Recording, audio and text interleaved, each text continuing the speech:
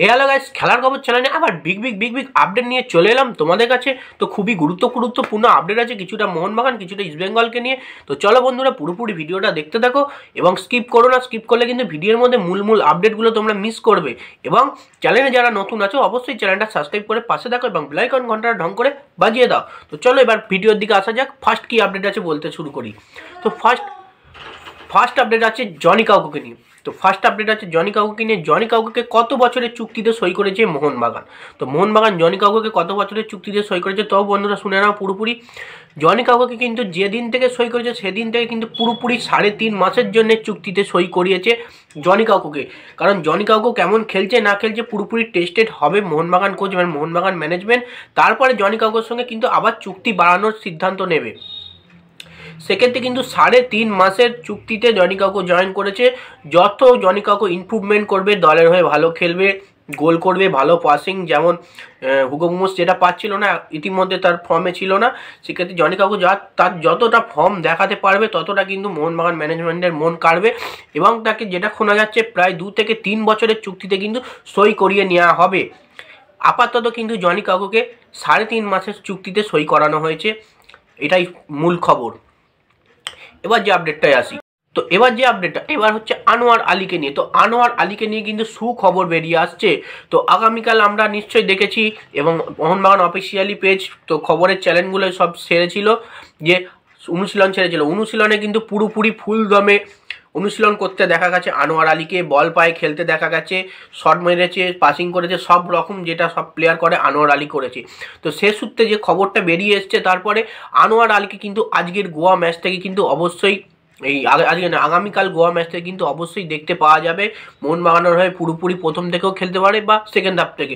মোট প্রবাবলি স্কোয়াডে থাকছে আনোয়ার আলী। ফার্স্ট থেকেও খেলাতে পারে কোচ এবং সেকেন্ড হাফ থেকেও খেলাতে পারে। আমার তো মনে হচ্ছে আনোয়ার আলীকে ফার্স্ট থেকেই খেলাবে, কারণ আনোয়ার আলীর চোটটা হ্যামস্ট্রিং কভার ছিল, শুধু সেরকম চোট ছিল না, সে কিন্তু রিকভারি করেছে খুব তাড়াতাড়ি এবং কালকে অনুশীলনে খুব সুন্দর অনুশীলনও করেছে, যেটা খবর সূত্রে পাওয়া গেছে। তো সেক্ষেত্রে আমার যা মনে হচ্ছে আনোয়ার আলী কিন্তু গোয়া ম্যাচে ফার্স্ট থেকেই খেলছে এবং না খেললেও সেকেন্ড হাফ থেকে আনোয়ার আলীকে দেখতে পাবে। কারণ আনোয়ার আলীর ফেরা কিন্তু খুবই মোহনবাগান টিমের জন্য গুরুত্বপূর্ণ, ডিফেন্সের জন্য। কারণ মোহনবাগান ডিফেন্স খুবই কাঁচা হয়ে আছে। যে কোনো শক্তিশালী স্ট্রাইকার এসে কিন্তু মোহনবাগান ডিফেন্সে এসে গোল করে দিয়ে যেতে পারে। কারণ গোয়া ম্যাচে নিশ্চয়ই যেন নোয়া সাদুই কতটা ডেঞ্জারাস স্ট্রাইকার, সেক্ষেত্রে আনোয়ার আলীকে লাগবেই। এবং ব্র্যান্ডন হ্যামিলের কিন্তু এখনও খবর নেই। ব্র্যান্ডন হ্যামিলের খবরটা কিন্তু 20 তারিখ পর পাওয়া যাবে পুরোপুরি আপডেটটা। সে কিন্তু গোয়া ম্যাচ মিস করছে, গোয়া পরেও একটা ম্যাচ মিস করবে, তারপরে যে আপডেট পাওয়া যাবে ব্র্যান্ডন হ্যামিলের। তো যাই হোক, এবার আপডেটটা চলে আসি এই দিকে। তো একটু ইস্টবেঙ্গলের দিকে আসা যাক। তো ইস্টবেঙ্গলের পার্দো কিন্তু অনুশীলন করতে করতে চোট খায় এবং অনুশীলন করতে করতে চোট খায় না, নর্থ ইস্ট ম্যাচে চোট খায়। নর্থ ইস্ট ম্যাচটা কিন্তু পার্দো চোট খায়। সেক্ষেত্রে সেই চোটের কারণে আগামীকাল অনুশীলনে যখন আসে তাকে দেখতে পাওয়া যায় না। পরে পার্দো আসে খুঁড়িয়ে এমনি জার্সি পরে, ড্রেস পরে, প্যান্ট পরে আসে খুঁড়িয়ে। সে সূত্রে জানা যাচ্ছে পার্দো কিন্তু প্রায় 2 থেকে 3টে ম্যাচ ছিটকে গেল। প্রায় 2 থেকে 3টে ম্যাচ, যেমন মুম্বাই ম্যাচ খেলতে পারবে না, মুম্বাইয়ের পরে যে 2টো ম্যাচ আছে সেটাও কিন্তু খেলতে পারবে না পার্দো ইস্টবেঙ্গলের। এটাই কিন্তু সূত্রে খারাপ খবর। যেমন সাউল ক্রেসপো চলে গেছে স্পেনে নিজের চিকিৎসা করতে, তাকেও 3-4টে ম্যাচ সাসপেন্ড, সে কিন্তু এর মধ্যেই ফিরবে বলেছে কার্লোস কুয়াদ্রাত। কিন্তু পার্দোকে ওই 2-3 ম্যাচ সাসপেন্ড করেছে দেখা গেল, কারণ তার চোটের কারণে সে সাসপেন্ড হলো। এবং ভালো খবর যেটা ইস্টবেঙ্গলের, সৌভিক কিন্তু ফিরছে, যেটা খবর সূত্রে জানা যাচ্ছে সৌভিক নাকি দলে ফিরছে। যে লাস্ট আপডেটটা এবার যেটা দিতে চলেছি, ছোট্ট করে তোমাদের দিতে চলেছি, যে হুগো মোমোসকে নিয়ে অনেকই কথাবার্তা চলছে, নাকি হুগো মোমোস নাকি যাচ্ছে নাকি ইস্টবেঙ্গলে। তো ইস্টবেঙ্গলে যাচ্ছে, এটা কতটা সত্যি? তো পুরোটাই মিথ্যে। ইস্টবেঙ্গলে কোনো প্রকারই যেতে পারবে না, কারণ তাকে আনরেজিস্টার করা হয়েছে। আমি প্রথমেই বলেছি তাকে রিলিজ করে দেওয়া হয়নি। রিলিজ করে দিলে সেটা একটা আলাদা ব্যাপার ছিল।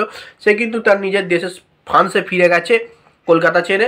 সে কিন্তু আবার পরে মোহনবাগানে যোগ হবে নিশ্চয়ই বলেছে, আমি তোমাদের জানিয়েছি, শুনেছো।